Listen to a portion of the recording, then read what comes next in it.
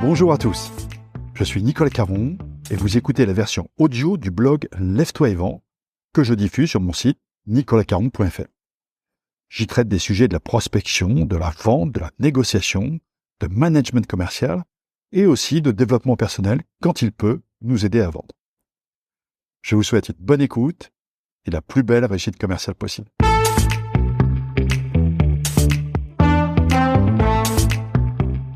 Aujourd'hui, un article sur la négociation commerciale. Son titre : Pour en finir avec la sacro-sainte première exigence initiale élevée. Si vous travaillez dans la vente depuis plusieurs années, combien de fois avez-vous entendu qu'une négociation commerciale doit toujours, je dis bien toujours, commencer par une exigence initiale élevée ? 10, 100, 1000 fois ? Personnellement, aussi loin que je me souvienne, j'ai toujours constaté une forme d'unanimité sur ce totem de la négociation commerciale. Je ne l'ai jamais vu remis en cause, bien au contraire.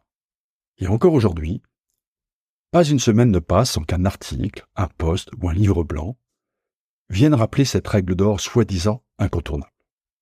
Il faudrait donc, encore aujourd'hui, démarrer sa négociation par une exigence initiale élevée pour ensuite finir sur un compromis.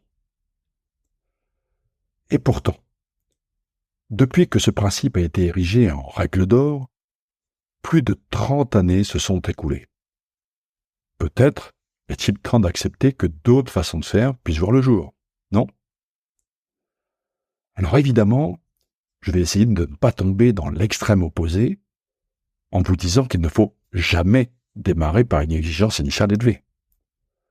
En revanche, j'aimerais quand même vous proposer d'oser challenger cette fameuse règle d'or. Vous pouvez par exemple évaluer et comparer objectivement les avantages de la tactique opposée qui consisterait à justement ne pas commencer par une exigence initiale élevée. De mon point de vue, cette façon de faire présenterait au moins 3 avantages très appréciables. Premier avantage, préserver sa crédibilité. Deuxième avantage, gagner en sérénité. Troisième avantage, fidéliser et fertiliser son réseau commercial. Prenons quelques instants pour bien prendre conscience de ces 3 avantages dont vous pourrez bénéficier si vous aussi, vous décidez de prendre de la distance avec cette soi-disant règle incontournable de la première exigence initiale élevée. Commençons par le premier avantage. Ce principe de la première offre initiale élevée s'appuie sur le principe de l'ancrage. On propose d'abord un niveau de prix plus élevé, en espérant que le client le prenne ensuite comme référence dans la suite de la discussion. Le problème, c'est que tous les clients n'apprécient pas forcément de négocier avec Pinocchio.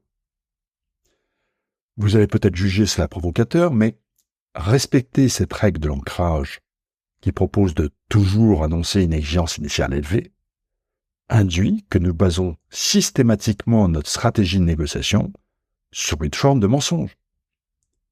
C'est bien de cela dont il s'agit, non ? Les gens qui respectent ce principe savent très bien que leur fameuse première offre ne correspond absolument pas au niveau de tarification qu'ils visent vraiment. Alors, je ne sais pas pour vous, mais personnellement, j'ai beau tourner le sujet dans tous les sens, je ne vois pas comment appeler ça autrement que mentir. Maintenant, la question à vous poser est de savoir quelle image voulez-vous donner à votre client, à votre prospect, à votre partenaire d'affaires ? Celle d'un menteur, celle d'un bluffeur, celle d'un opportuniste, celle de quelqu'un qui use et abuse de la méthode « si ça passe, ça passe ». La réponse à cette question est éminemment personnelle.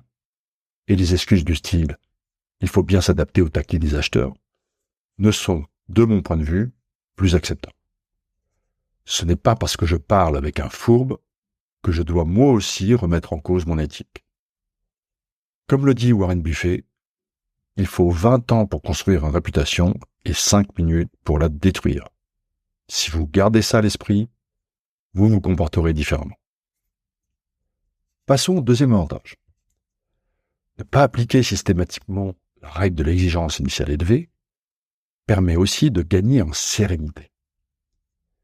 Et oui, prendre une marge de manœuvre significative entre le prix annoncé et le prix espéré est une forme de pari.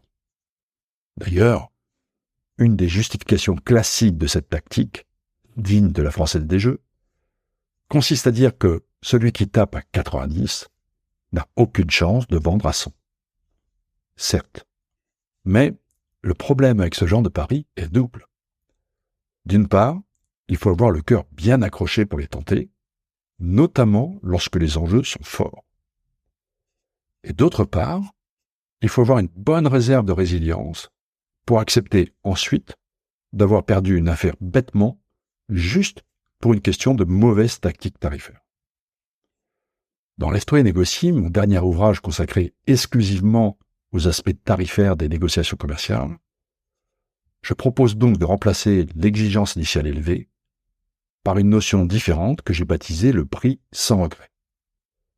Comme son nom l'indique, l'objectif est de ne pas avoir de regrets, quelle que soit l'issue de la discussion.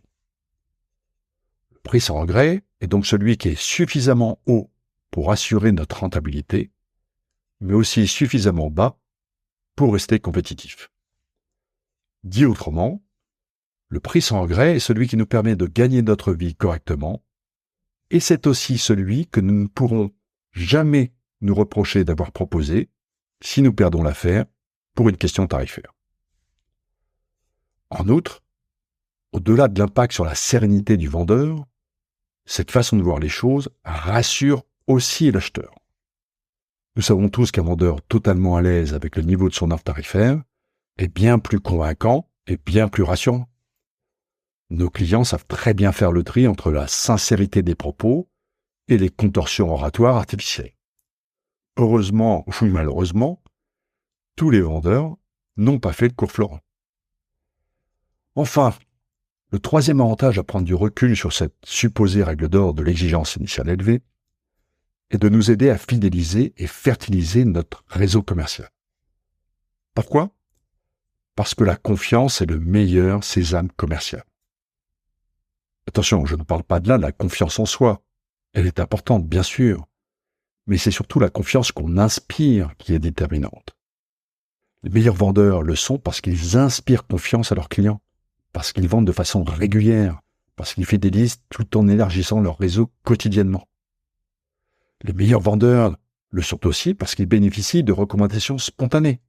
Bref, les meilleurs vendeurs ont tous un point commun, ils bénéficient d'un gros capital confiance. Alors maintenant, posez-vous les questions suivantes. Est-ce que démarrer chacune de vos négociations par une exigence initiale élevée, pour finir ensuite sur un compromis approximatif, renforce la confiance de votre interlocuteur? Est-ce que finir par accepter un deal au plancher parce que l'acheteur n'était pas né de la dernière pluie vous valorise? Est-ce que cela renforce votre crédibilité personnelle? Est-ce que donner le spectacle de la même tactique vue et revue des milliers de fois vous distingue de vos concurrents?